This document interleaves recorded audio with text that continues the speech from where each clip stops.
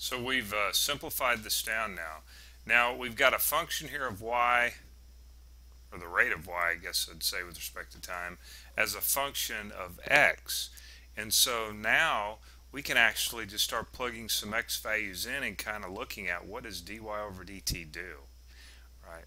So we looked at I'm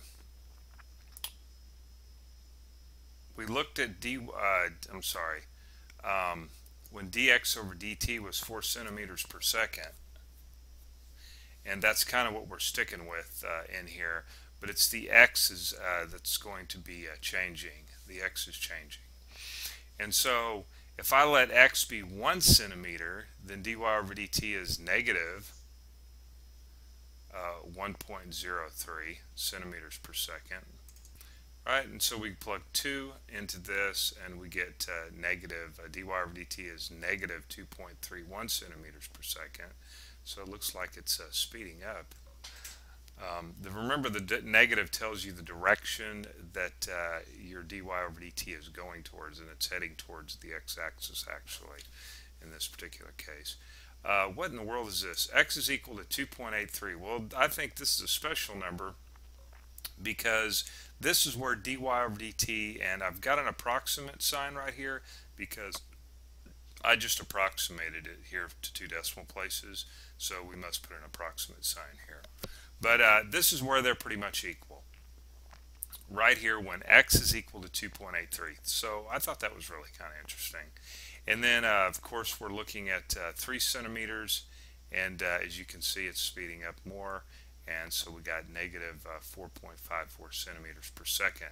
Now I graphed this out to kind of look at the graph instead of just kind of looking at some values here, but I've got a graph here. I don't know what kind of help it's going to do, but let's take a look at it. Okay, so along this axis here, this is our dy over dt, and then this is x right here. So it looks like it really kind of curves up right here. It seems like it's kind of straight and then kind of curves up right here. But you can tell a lot by looking at a graph, right? So this would be 2.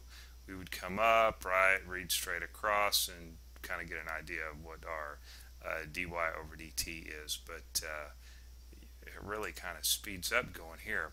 Well, because we have, it seems like we have some kind of vertical asymptote going on here. All right, I think I was, phone rang, had to put it on pause, and now I've forgotten where I'm at.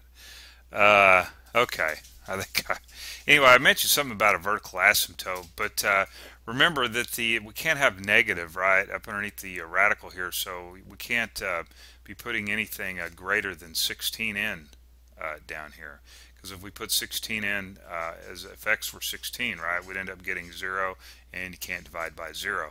But what's actually interesting here, and I don't have it actually written out, is if we took the limit of this as x approached infinity coming in from the left-hand side of 4. I didn't mean if x were 4, not x were 16, right, because 4 squared is 16. But if we were coming in from the left-hand side of 4, if we took the limit as x approached 4 coming in from the left-hand side, you would see that this limit would actually go to positive infinity, which means that it's increasing. But which is kind of interesting, and I don't have that actually written out here, and I probably should. But let's look at the the graph of the original function. Okay, so here's the picture that we were looking at. This is the graph of x squared plus y squared, which is equal to 16. Now, of course, that's the graph of a circle, and of course, we're only looking at between 0 and 4. We're only concerned about what's going on over here. So here's a point, and if you can think of this point actually as moving along this path. So this is a point moving along this path right here, and of course remember this arrow right here means that it's what is the point doing as it moves in the x direction, and how fast is the point moving in the y direction. And this was at x equals 3 centimeters, and of course this was our centimeters, measured in centimeters here, and so forth.